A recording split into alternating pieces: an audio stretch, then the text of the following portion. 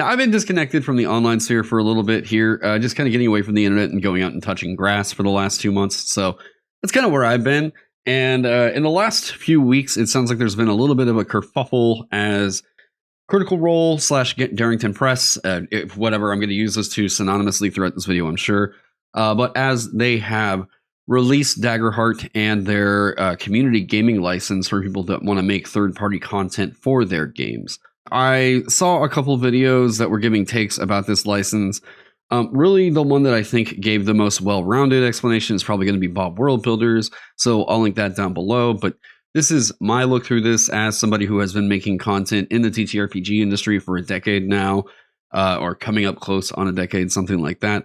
And I've used multiple different licenses for the content that I've made. I have given this one a look over, read it all down last night and kind of gave my thoughts in comments throughout this thing. So I don't know that I can actually distribute this. I think that only Darrington Press really can. I was going to just kind of post up publicly my notes and everything like that, and people could look through the PDF and see it. But I think that there might be a little bit of a faux pas and all that. But before we get into this, real quick here, this is just going to be about my opinions. We're going to have that rolling ticker going up the whole time because somebody's always going to get into the comments and be like, why the hell are you talking about this? So again, I'm not a lawyer. I do have some buddies who I might hit up about this to see if they want to give it a look. I don't know, maybe Legal Kimchi will do a video, or Noah from my lawyer friend. But in either case, just what my first thoughts on this thing are, just my first initial blush. This is not another OGL situation. A lot of people who are trying to say that, I'm just going to be real with you right here.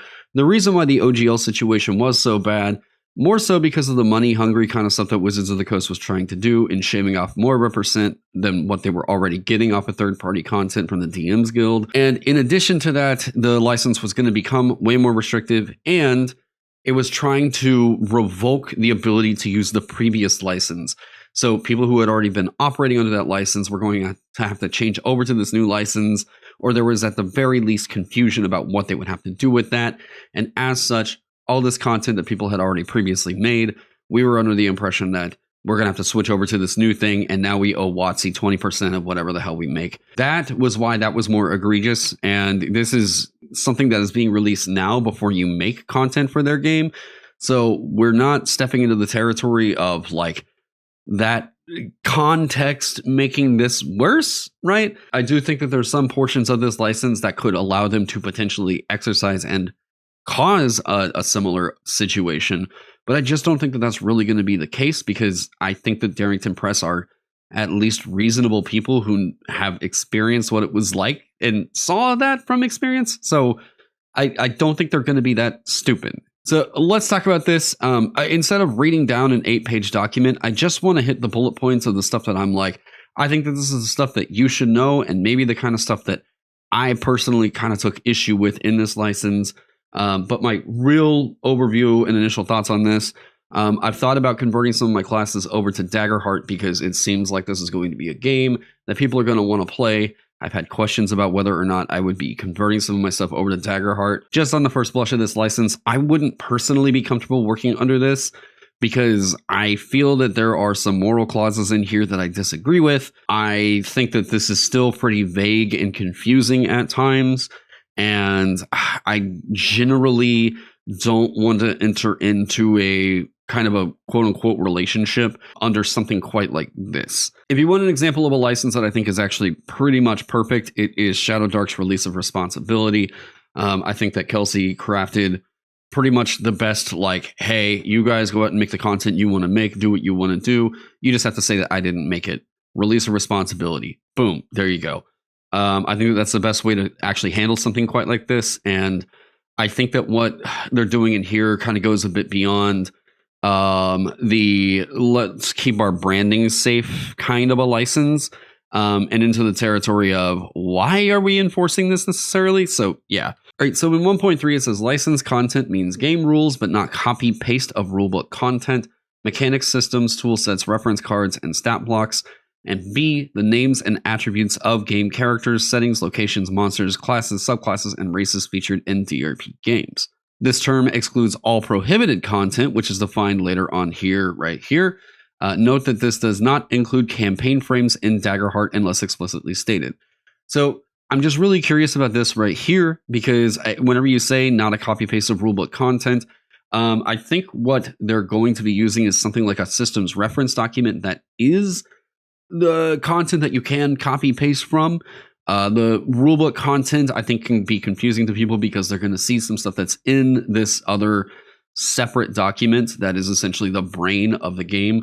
Wizards of the Coast has released the systems reference document. This is for 5th edition, and that's sort of the brain or the engine to 5th edition that you are allowed to copy paste rulebook content from.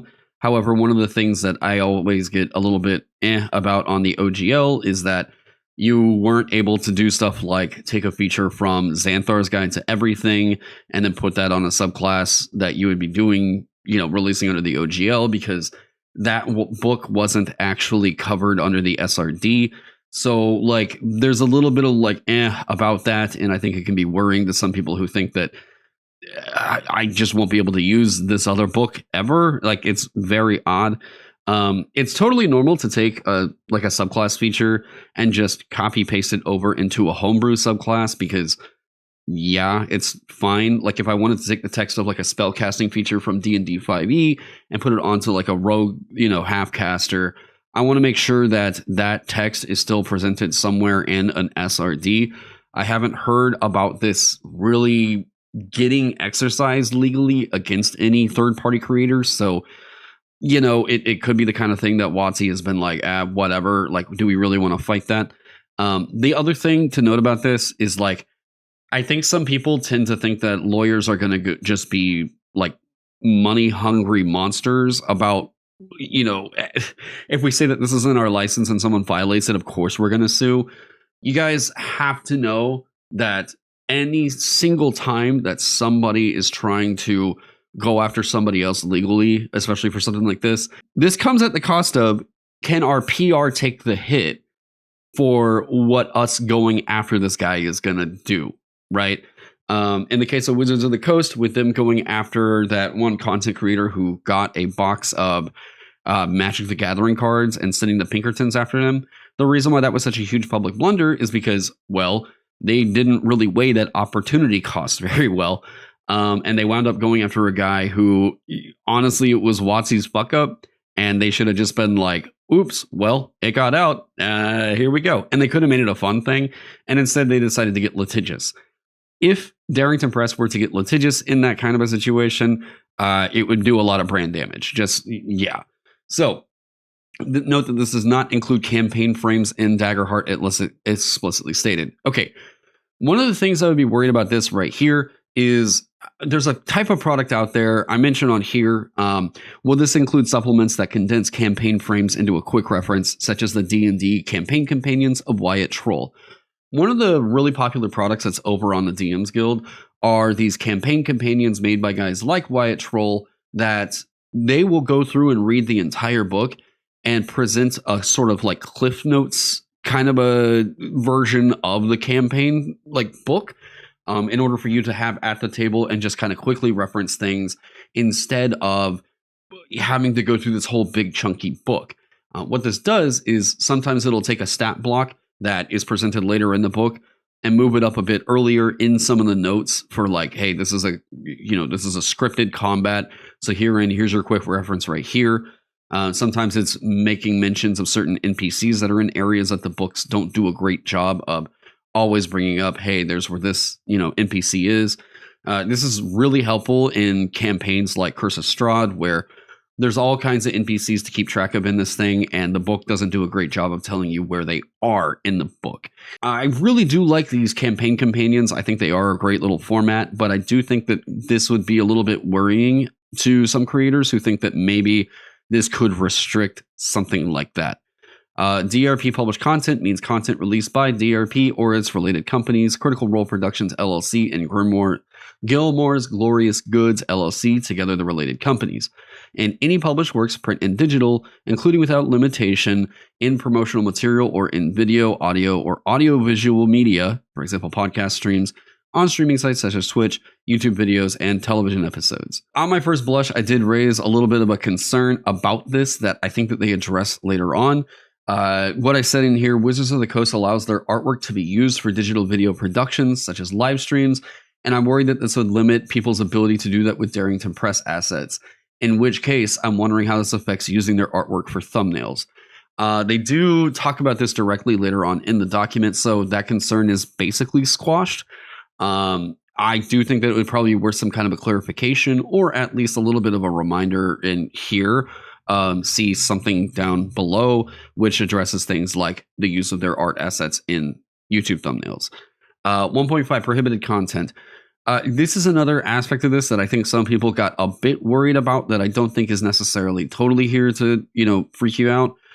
In general, if I highlighted it in yellow, I feel like this is something I'm trying to point out here for the video.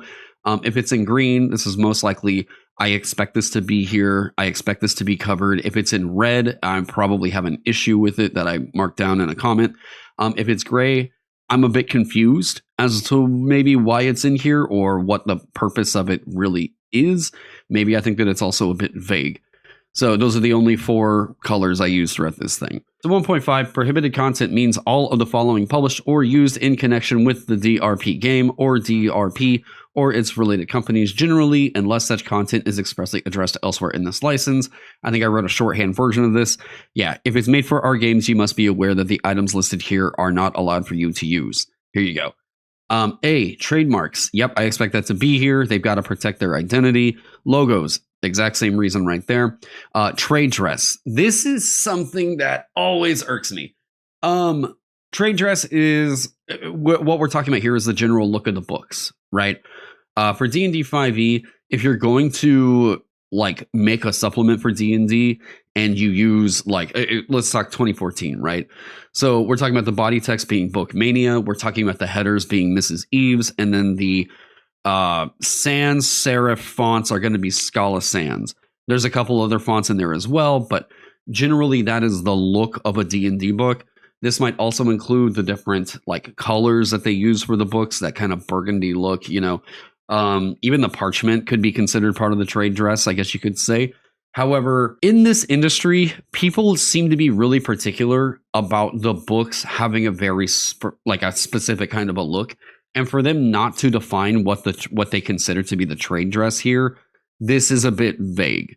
I also think that it's kind of just time for us to move past thinking that trade dress is this thing that we have to always protect all the time. Just speaking as a layout artist here, people really want their books to have a unified look for certain games. It's just a quirk about this hobby. Protecting your trade dress like this, it's going to affect some of your third-party guys, but I don't know. It's something I just kind of hold up as why are we still doing this? Not necessarily this is a horrible part of this license. It says trade names in here as well, but this is essentially just the doing business as. So what we're talking about here is for Darrington Press or Critical Role and Gilmore's Glorious Goods.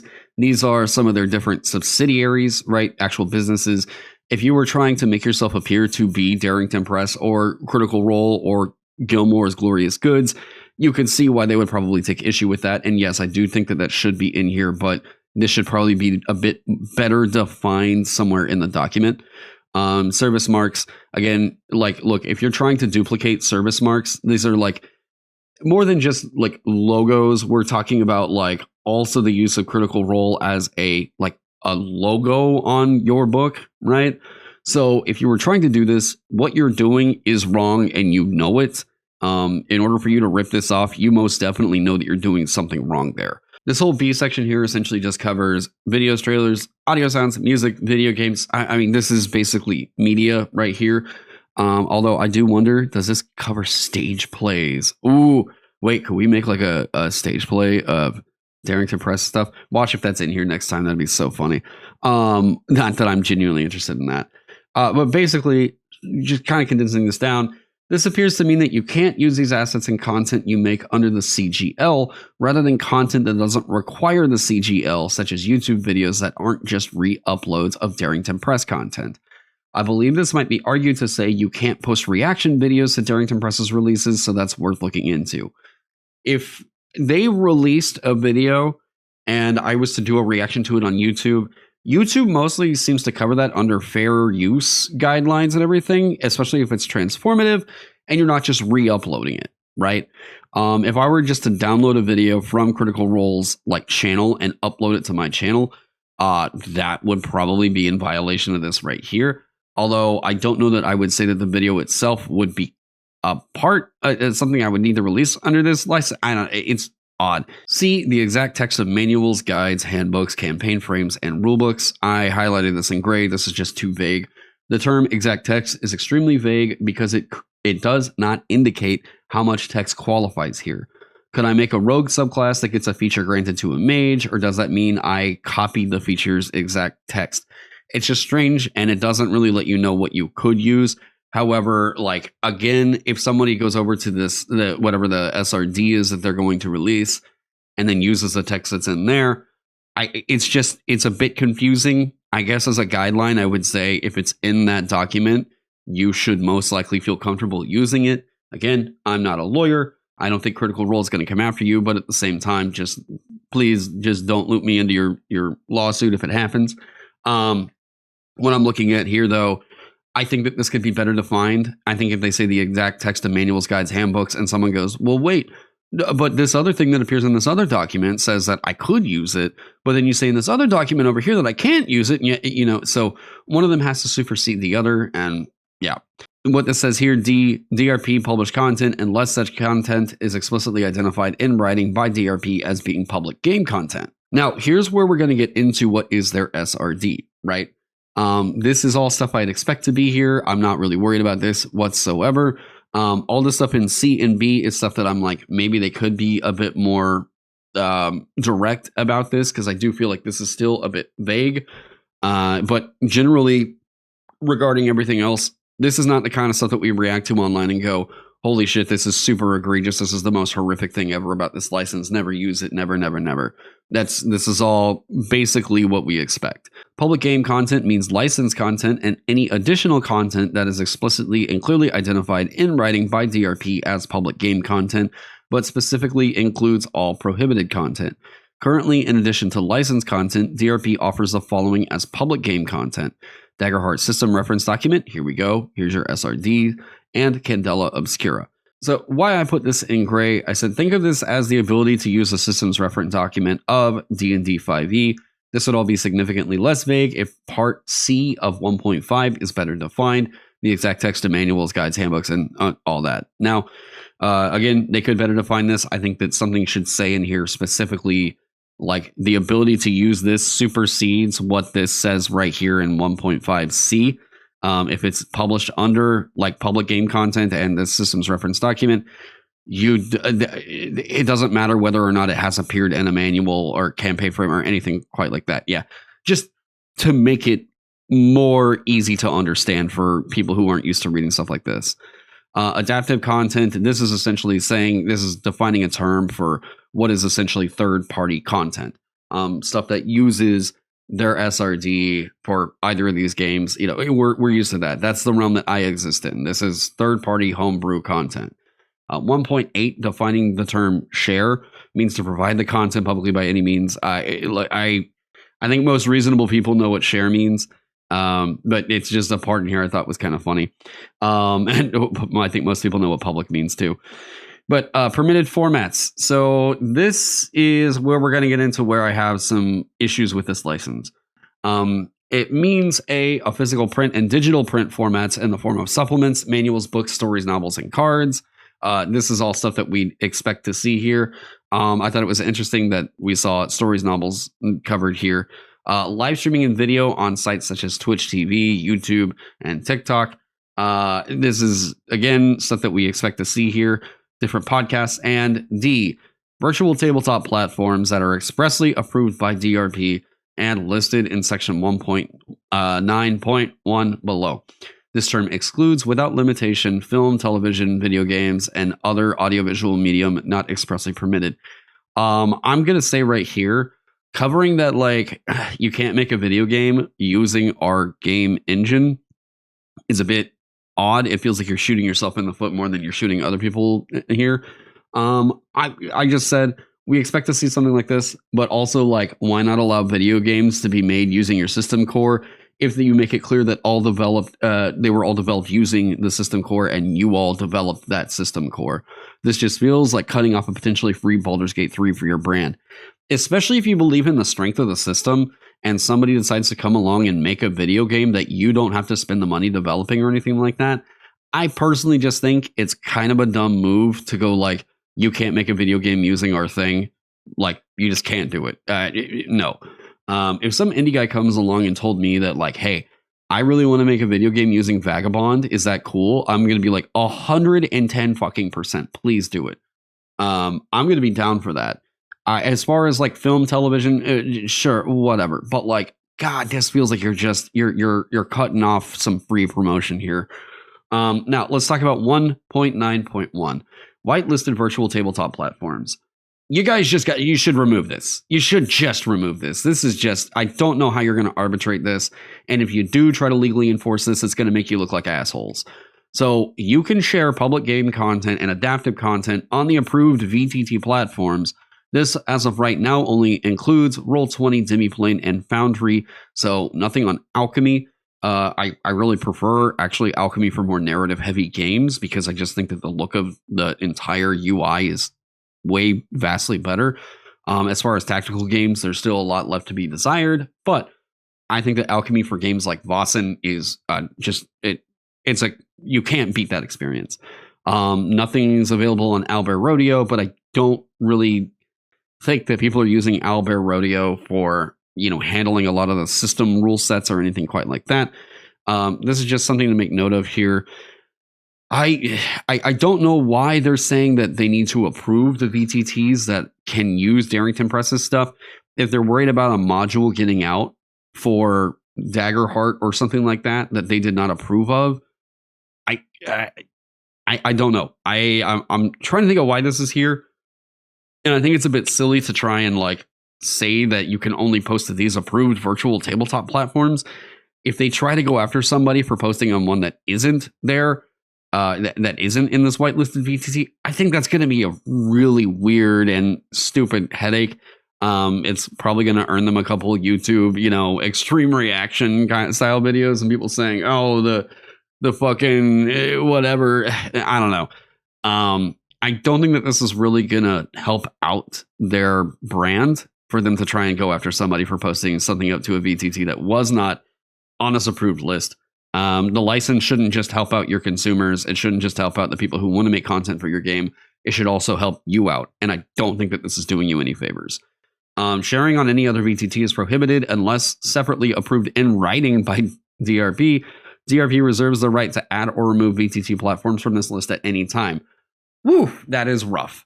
Let me tell you right now, I will personally never, while this is part of this license, I will never develop any of my stuff that I would make for their licenses for a VTT. There's a group that hits me up every once in a while called Grim Press whenever they want to adapt my DM's Guild stuff over to Fantasy Grounds. And what we do is we basically work on a separate royalty cut. They take a certain percentage, I keep a certain percentage, all that. However, if I were to go and pay somebody to actually develop one of my things, that can get extremely expensive. This is one of the hurdles I'm running into with Vagabond right now is trying to get a Foundry module made. As a result, if this were the case and people were asking, hey, will this ever be available on this VTT or whatever, I'm going to tell them no, and I'm not going to spend the money to do it because I'm not comfortable with working with this aspect of the license. If they're going to say that they could add or remove any VTT from this list at any time, I do not feel secure about that. What I said in here, knowing how expensive VTT development is, I refuse to do any development of Darrington Press content for VTT, knowing it could just be pulled from this list at their whims. I'm not comfortable with that whatsoever. I'm also not following Darrington Press on any social medias. They say later on in here, if there's a change to the license, they're going to announce it on social media, and then that's whenever the change happens. That gives me no security. As a designer who like, hey, this is my bread and butter. This is how I make my income. I do not trust for somebody to say as a part of this license, you need to be following us on Twitter so that we can keep up to date with this stuff. I don't want to use Twitter as a platform. I'm trying to get more off of social media. It's just not good for my head. It's not good for any of your heads. So I am not really a fan of the way that this has panned out. Something like this should be like a more public release. If you want more control of something like this right here, boy, I just think that this part needs to go away.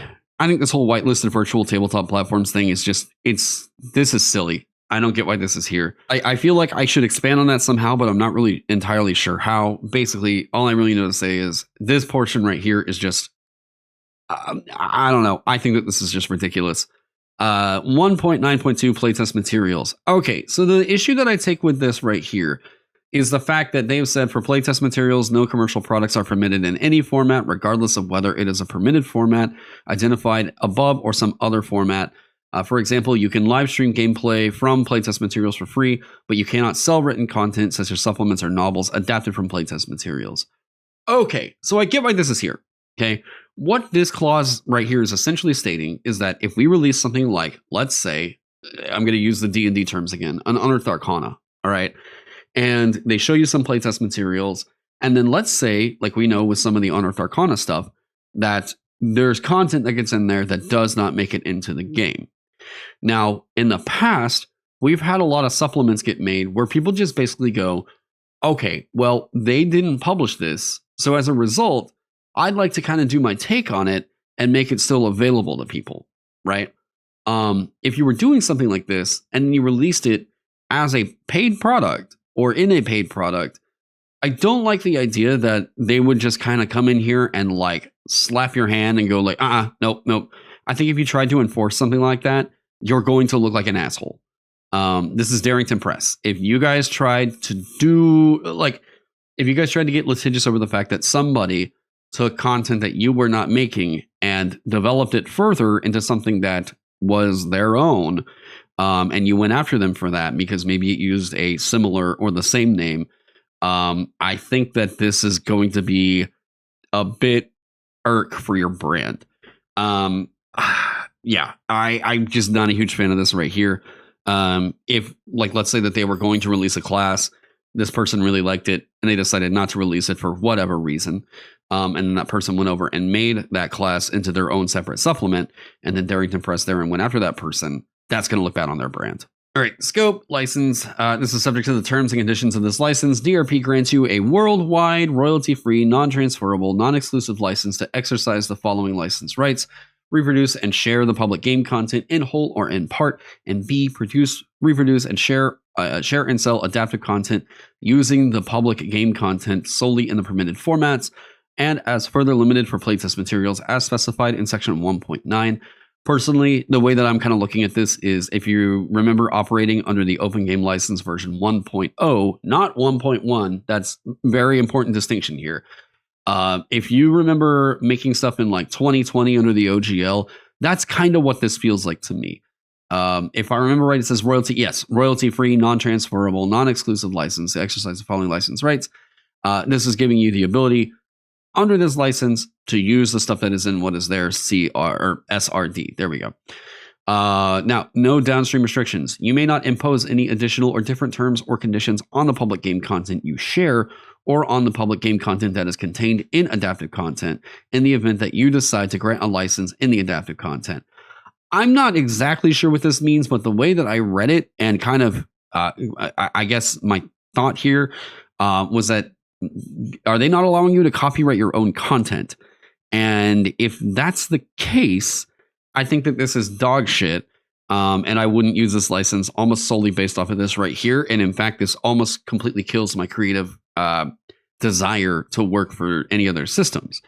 If I don't have the ability to protect the stuff that I make, this feels very, very, very overreaching. And I don't know, could be someone comes along and tells me, maybe in the comments or something here, hey, that's not actually what it does. Maybe I'm just wrong on that interpretation. If that interpretation is correct, I'm never going to use this license. No endorsement. Nothing in this license constitutes permission to assert or imply that you or your use of public game content is connected or sponsored or endorsed by DRP and Critical Role. This is to be expected. This is you can't say that the thing that you made was an official supplement of any of the stuff that they do. Yes. This license does not license or give any rights to any of the following: Moral rights of authors as defined in the U.S. Copyright Act. Okay, so this is very odd, and I don't know that I have the correct interpretation of this. So stick with me here, and someone correct me in the comments if I'm wrong. You can't claim a protection or personal connection to your work. This clearly makes the whole license a non-starter for me. This is, if I were to say, like, my LLC, Land of the Blind, if I was to say that, like, this book is released as, copyright Land of the Blind, and then Darrington Press were to say, like, you can't actually copyright that, that's a problem. I need to be able to issue a DMCA in the case of, hey, my content just got posted up over on Scribd. This happens to me all the time. Some asshole will take the PDF that I offer and go post it up over on Scribd. It doesn't matter how expensive the PDF is. I can make one for free and someone's still going to go post it up over there. Because I'm going to say this, there's a lot of people that believe that, like, archival is important and they're resorting to piracy to do that. In the case of the video game industry, we have a certain context, which makes it to where this is a bit more justified. However, it's different from, let's just say that, like, you're trying to say that, well, it's like a library. So I want to be able to store all my stuff in this library called Scribd. Well, okay, you've made it available to the public, and that's still piracy. There's no justifying that. Yeah. If I make something that's available, especially if I make it for free, like the Vagabond Basic Heroes Handbook, and someone goes and publishes it over on Scribd, and their justification for that is, well, I want it to be accessible somewhere else, go fuck yourself. I have the right to control how my content is distributed. Me as a creator, I hold that right to be able to do that, okay? You don't get to come in and supersede that right and decide what you do with my content by uploading it somewhere else. That's majorly overstepping your boundaries. Stay in your lane. I've had to do DMCAs on this several times throughout my career. Publicity, privacy, or other similar personality rights. I don't get why this is here either. This feels way too sweeping, and I have no idea if this is actually enforceable. I'm not sure who really believes the use of a license would entitle you to publicity and some protection of your or other personalities, but this all feels unnecessary for literally any reasonable person. If somebody were to think that, like, because I made this thing for Daggerheart and Darrington Press did not promote me, therein I'm going to sue them, every court's going to throw that out as far as I know. I've never heard of a case in where somebody actually sued for something quite like that. I might also just have a misunderstanding of why this is even here. So maybe it has a purpose, but on first blush, I was like, what? So again, that's great. It's not red because I'm not like, this doesn't, whatever. I'm just like, what? The use of name marks. There's one part in here that can be a little bit confusing, but generally what name marks is meaning on this is, like, let's say Candela Obscura, Daggerheart.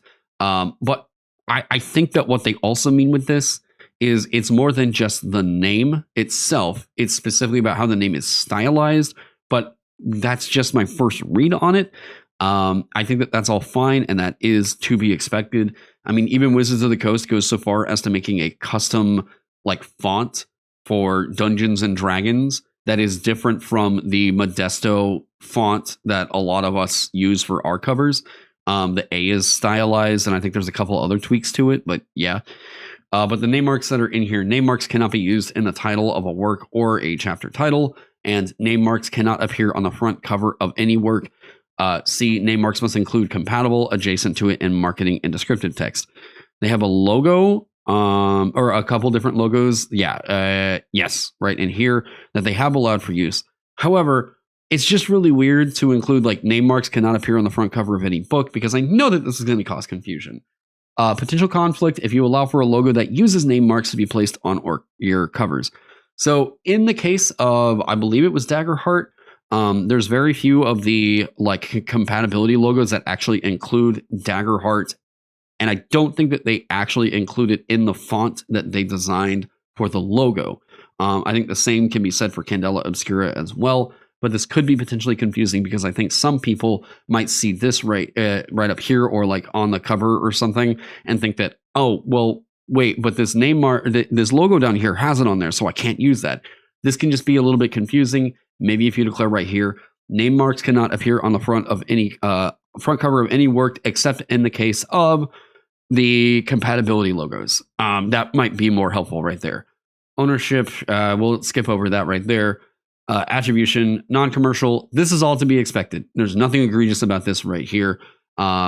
This is all fine. If you want to pause it and read through it, that's all good. I already know that this is going to be a fairly long video and don't really want to hit that so much. Now, commercial. This is where all of us that are making money on this are probably going to be more interested.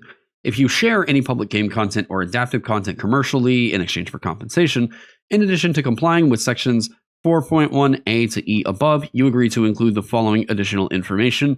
The logo use on published material. This is where I was like, does this maybe conflict with the name mark thing right up here? Whatever. They have all of this right here. Yeah, I just talked about the conflict in 2.5, was it? Yes, 2.5. So you can go and pick these up over on their website, put them on your thing. Sure. On the title page, along with the copyright notice and attribution, a statement as follows. Darrington Press and Darrington Press authorized work logo are trademarks of Critical Role LLC and used with permission. Why does this need to be on your cover? I guess, wait, title page. Hold up. On second look here, title page. This is not referring to the cover, I don't think. Yes, this is saying front cover on the title page. Actually, this is all, I put this in red. No, this is actually to be expected. Yeah, if that had required being on the cover, I would have not been a huge fan because usually people pay the most money for their book for their cover artwork, and that would have just been a huge, ugly blemish on the front. This is fine. Actually, that's super fine. Cards created via the daggerheart.com card creator, as well as other forms, must have the following attribution at the bottom of the card. Daggerheart compatible terms at daggerheart.com.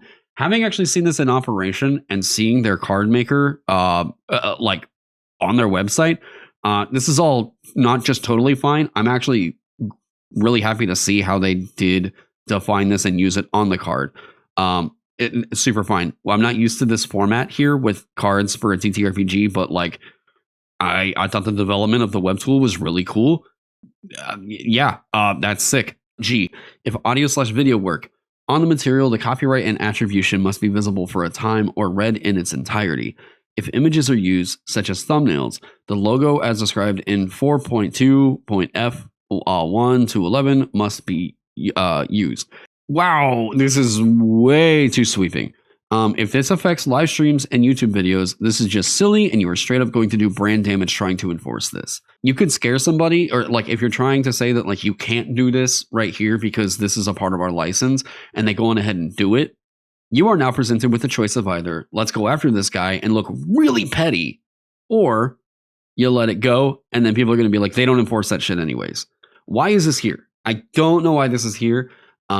Maybe if I heard about a particular format or like a way in which they would not like this to be used, then maybe I would have a better idea. But like, this just seems very, very silly. Copyright notice. This product includes materials from public domain content, Critical Role, yada, yada, yada, all rights reserved. This is bog standard. I'm going to emphasize this here though. This is to be expected, but worth the emphasis here. You need to make sure this is on your products. You need to make sure that this is here. Period. This is standard boilerplate copy paste that you're going to be putting on the legal notices, legalese of all your books. If you share adaptive content that you produce, any license that you apply with respect to use by the public of that adaptive content must not prevent users of the adaptive content from complying with this license. I have tried to think about ways in which this could happen, wherein like somehow you make a thing that somehow supersedes the license that it's even I don't know. The best I could think of this here is like maybe an interpretation where it's like your content can't prevent others from using your content. I don't know. Maybe you can't impart a different license on top of it that prevents other people from also using the license that is over here. This feels, could just be a misunderstanding, but those are all condensed and presented there. Now, release of infringement claims and all this stuff. I have seen some people try to interpret this for fucking outrage. I'm sick and tired of seeing people that don't really have an understanding of what this is and why something like this is here, trying to say that this means that they're going to steal your content. That is bullshit. What this is here is this is a cover your ass section. I'm going to say in this industry, people that are actually companies that would issue something like this and then reprint it in a book wholesale, especially from a third party person, have to know that that would destroy their brand. I just hit my lemonade. They have to know that that would destroy their brand if they were to do something like that. I'm going to say straight up, if someone is telling you that what this allows them to do is steal your content and reproduce it, if that's the case and they decide to do that at some point, they're going to fuck up their brand and they've got to know better than that. Okay? They're not that stupid. All right? Critical Role's lawyers are not that fucking stupid. What this is saying here is there are instances of this thing that we have in the design community called parallel design. Okay? So what winds up happening is I decide there's a popular piece of media that comes out. And let's say this is like a guy who wields a sword with blue flame that can, I don't know, raise people from the dead.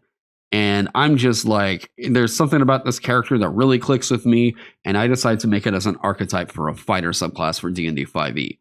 And then Wizards of the Coast comes along and they also make something that was pretty clearly inspired by that, right?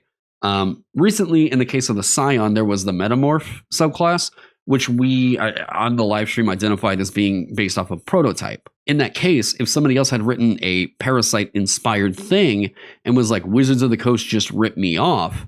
Well, what this does right here is gives them at least the cover your ass for like, if there is similarity and it was, accidental, like, yeah, we got to say that like, that's not plagiarism or anything like that. That's what this is here for, okay? This does not give them wide sweeping permission to just steal community content and reprint it for a profit. Let's read this down. DRP does not intend to copy or infringe upon any adaptive content created by you. I'm going to say straight up right here. If somebody is trying to say that this right here, if they're going to go, well, do you really trust them not to do that? I guarantee you that person has no fucking skin in the game. I guarantee it. Oh my God. DRP does not intend to copy or infringe upon any adaptive content created by you.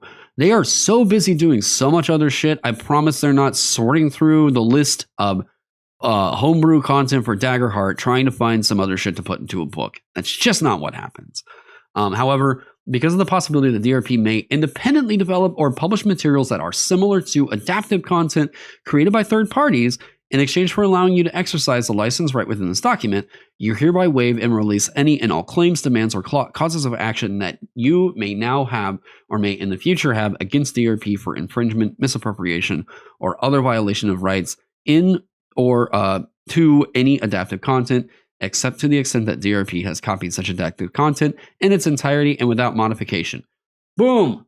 Very good. Okay, this is just a bog standard. Hey, we have to acknowledge that as people, sometimes we write shit that's kind of similar to something else, okay? That does not mean plagiarism. That does not mean that we ripped you off. Part of the creative process is that we're going to iterate, imitate at times, right? But that's not stealing. That's not theft. I just did an article about this over on my Patreon because it seems like a lot of people online just don't fucking understand what plagiarism and theft actually are. And it has terrified a lot of people who are otherwise really great creatives out of making anything. I'll link that also down below. You agree that DRP has the right to develop, acquire, license, exploit, and share materials, products, and content that are substantially similar to or otherwise compete with your adaptive content, provided, however, that DRP agrees it will not identically copy your adaptive content. This is all to be expected. 100% to be expected. It would be better for my YouTube algorithm if I were to make outrage content that was saying that this was bullshit right here. This would help further my own YouTube channel here, okay? If I were to find some fucking gotcha in here that was like, holy shit, this is bad, yada, yada, whatever. No, I'm telling you straight up right here. This is to be expected. This is a cover your ass. Are they going to do this? No, they're not going to exercise this. But I will say, in some cases where people have gotten very protective of their content and tried to go after and claim that, yeah, well, this company ripped me off or what the hell ever, this is here just to make sure that, like, hey, we acknowledge sometimes this stuff happens.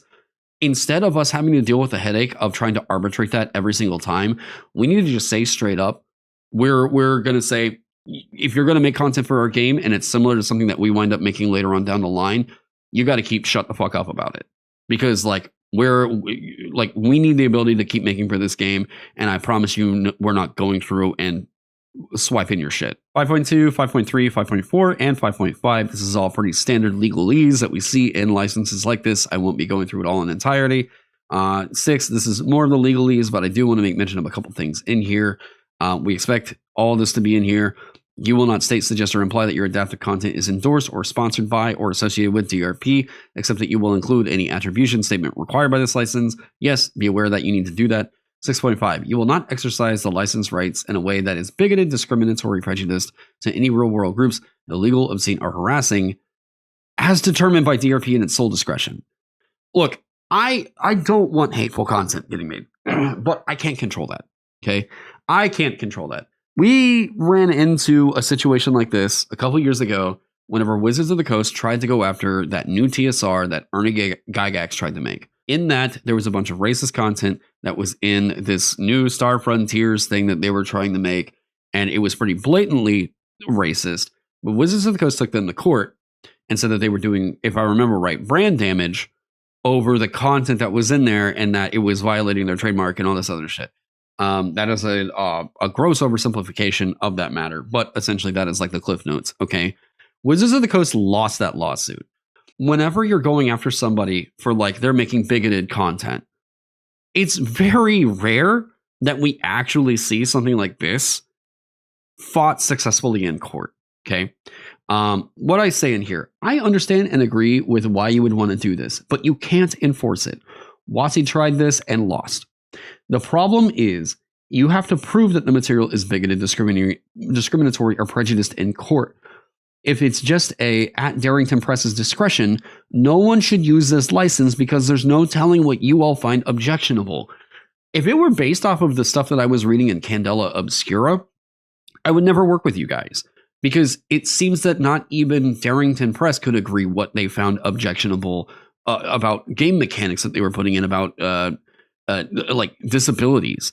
It was extremely bizarre to see something that pretentious try to lecture everybody on how to not be a bigot in a game, and yet go through and do the exact fucking thing they were saying not to do. It was very strange. I don't think that you all are a great arbiter for what is or is not discriminatory or whatever. And quite honestly, this just reeks of Twitter posting right here. Guys, you've got to remove this from your document. What you do is you do a release of responsibility, which you've basically already done in here. And you say, look, we understand we can't really control this shit. And by the way, if you do try to fight this out, what that person who released whatever this bigoted stuff is, you've already painted a crosshair on your back, okay?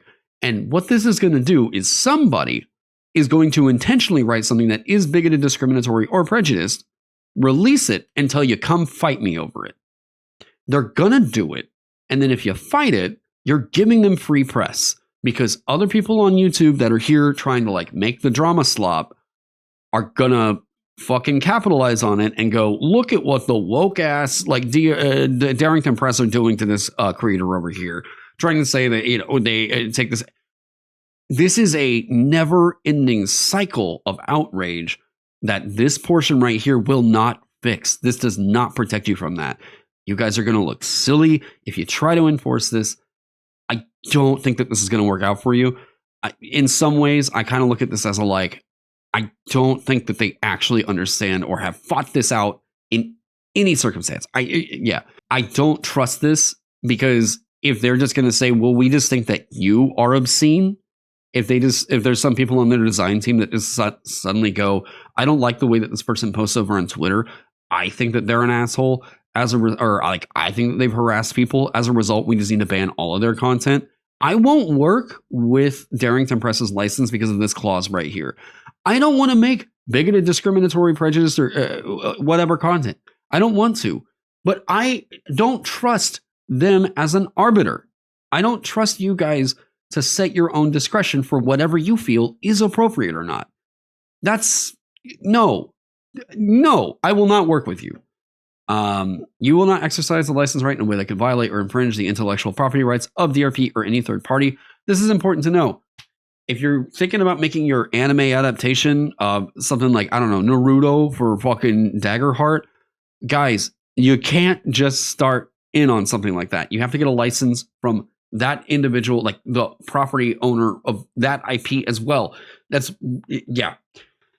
You're not bringing any action challenging DRP's ownership of any public game content or prohibited content. Okay, now, moving on from there, what this says here in 7.2, this is just basically saying they're not responsible for any damages as a result of legally or whatever.